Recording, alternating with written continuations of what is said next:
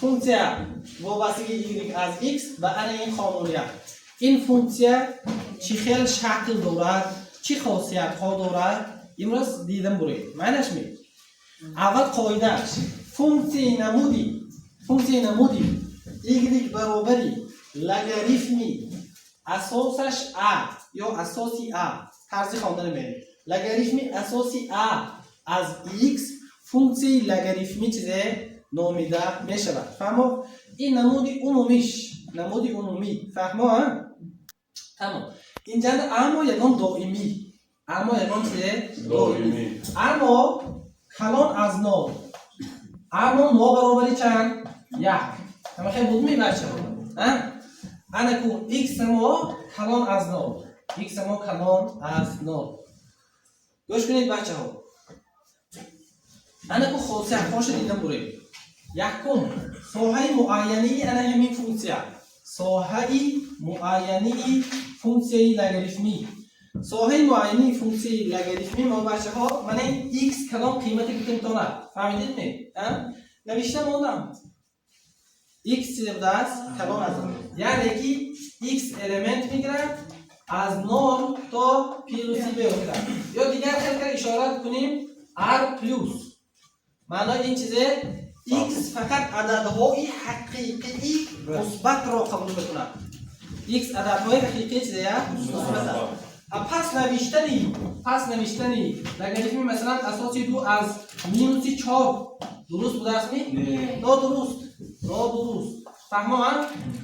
دوم چیز ساحه قیمت‌های فونکسیا. ساحه چی؟ قیمت‌های. انا کو y کدام قیمت قبول میکنه؟ y کی خلاصه مراد y اینجا نشان دهنده بود. اگر این چیز برعکسش گیریم اگر حساب که a نشان دهندش y برابر x میشه. a نشان دهنده y برابر 3x میشه. انا نشان دهنده چه قیمتایی میتونه؟ معلم میشه به آخر تا بله میشه به آخر تا پیروزی همه چیز گرفته میاد. همه قیمت‌های گرفته میاد. عددهای حقیقی رو همیشه قبول میکنه. فهمیدیم؟ سوم خاصیتش آیا این فونکسیا جفت است یا طاق است؟ این فونکسیا نه جفت نه طاق قیمت خود را در تمام تیری عددی فقط یک مرتبه چون کند قبول میکند. نه جفت است و نه چی است؟ نه طاق است. جفت هم نیست طاق هم نیست.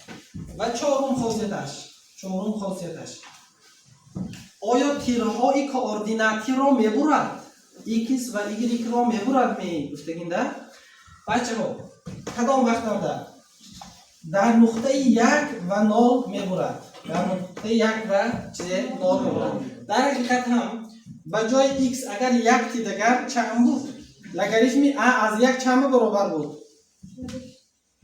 لگاریتمی اساسی a از یک 0 باید خاصیتش نویسان بود دامن بچه لگاریتمی اساسی a از یک برابر چند 0 بود. خیلی در این نقطه میبره. اگه خاصیت دیگرش بچه ها این وابسته است از آنکه این اساسش چگونه عدد است. نگاه کنید اساس دو تا حالت داشته میتونه. اساس مثبت اساس ما میتونه اعمال کلانو اما از یک چیز باشه خود باشه. در این وقت فونکسی ما کم شونده. فونکسی ما چیزه کم شونده. و خودی فونکسی نشان دهندگی بود کو الان میخیله با اساس این اعمال میتونن یک چیز باشه از یک کلام باشه در این وقت زیاد شونده یا افزون شونده. الان تو بچه ها حاضر خاصیت های اساسیش همین است. گرافیکش میسازیم بچه ها. برای گرافیکش ساختن ما چون کنیم همواره کوردیناتی میگیریم. بگذار اینجا داده شده باشه. بگذار یکان فونکسی y برابری لگاریتمی اساسی 2 از x چون کنیم با دیده براییم. x ما عددهای مثبت. انا نگاه کنید x کلان از آن اما به عددهای مثبت میتیم اکت جدول سازیم معلش می انا اینه ببینید 0 شده نمیتونه مثلا یک تیم اگر چه میشه 0 میشه نه و دو تیم اگر چی یک میشه بلده است 4 تیم اگر دو میشه. خیلی ایگری که ما از یک خوردن داده میتونیم مثلا یک تقسیم دو تی مگر چند میشه؟ از یک خورد من اینجا بنویسیم از نو یک تقسیم دو تی مگر چند میشه بچه ها؟ مینوس یک ملده یک تقسیم چهار تیم چی؟ آفرین. من این تیری ایگری نگاه کنید بچه ها این تیری ایکس انکو یک انده بگذار پارچه ها رو جدا کنیم یک دو سه چهار پنج و حافظه اینجا نقطه 4 اینجا نقطه 2 پایانش مینوس 1 همخیلی اینجا مینوس 1 تقسیم 2 و اینجاش 2 مینوس 1 تقسیم چند 4 نگاه کنید بچه‌ها 1 تقسیم 2 ده مینوس 1 1 تقسیم 2 موجا اگر اینجا 1 باشه اینجا 1 تقسیم 2 میشه نه 1 تقسیم 2 ده چند بوده است مینوس 1 من اینجا مینوس 1 انا این نقطه 1 تقسیم 4 هم چی بچه انا گو 1 تقسیم 4 تون انا اینجا میشه ده نیمی میفهمی مینوس 2 ما اینجا مینوس 2 1 تقسیم 4 هم ده مینوس 2 نه اینجا دویم هم بیزار انا اکنون به همین میبیاد یک انده 0 یک انده چند منه x یک انده y چند منه 0 دیدوسید می فرق کراسیدم اگه دونده چی دونده یک منه اینجا بعد این 4 اینجا 2 بیم 2 4 انده چند 2 اکنون پیوست میکنیم دیدم بچه ها این فونکسیایی y برابر 3 شد لگریتم اساسی 2 از x یعنی با دقت نگاه کنید چی این 2 دیداسید می از یک کلان هست می من یک کلان از یک باشد فونکسی چی بود زیاد شده گرافیک من نگاه کنید در حقیقت هم فونکسی 3 افزون شونده است چون بعد تا رفت قیمت x هر چقدر که زیاد شود قیمت y کم زیاد شده است فهمید با قیمت کلانی ارگومنت قیمت کلانی فونکسی راست آمده حالت دومش دیدم برای بچه‌ها y برابری لگاریتمی اساسش 1 تقسیم 2 از x الان 1 تقسیم 2 از چیزه از x نگاه کنید بچه‌ها با همین قیمت تیم همین قیمت‌های تیم بیزو یک تا اینجا به جدول بسازیم x و y 1 تقسیم 4 1 تقسیم 2 1 2 4 هم نگاه کنید 1 تقسیم 4 ما مگر چند میشه y که ما هم 2 میشه 1 تقسیم 2 ده 1 انا 1 انده چند 9 2 ده 1 تقسیم 2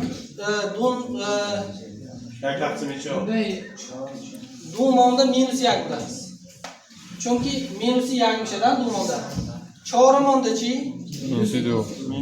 مینوس 2 تمام نگاه کنید اینجا بعد انا 1 تقسیم 4 انده 2 منه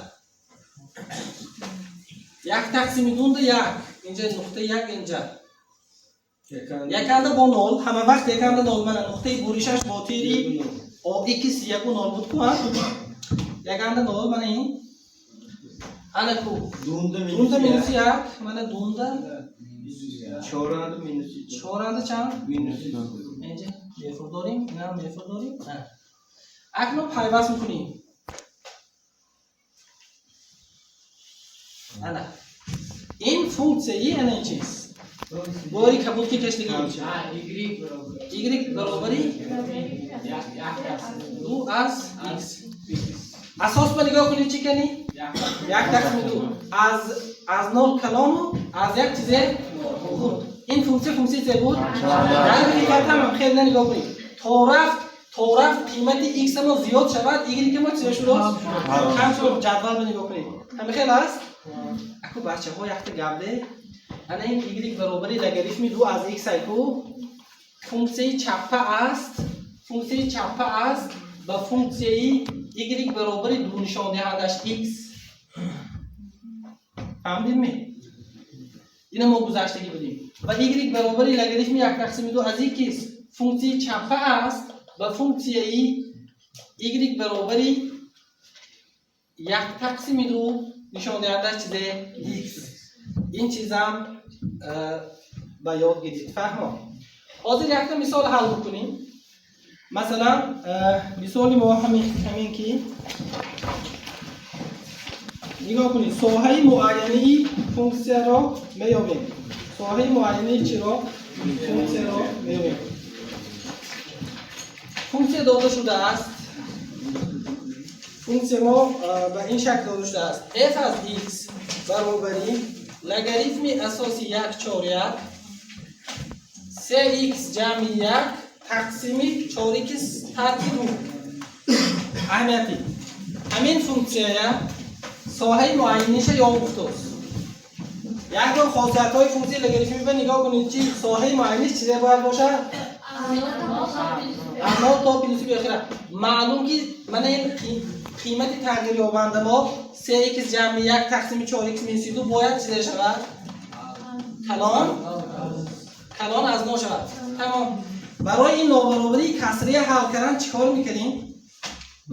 اول نقطه‌های نول میابیم. 3x جمع 1 برابری نول میکنیم. x برابری -1 تقسیم چند میشه؟ 3 و 4x ترک 2 نابرابری نول شده نشته کار.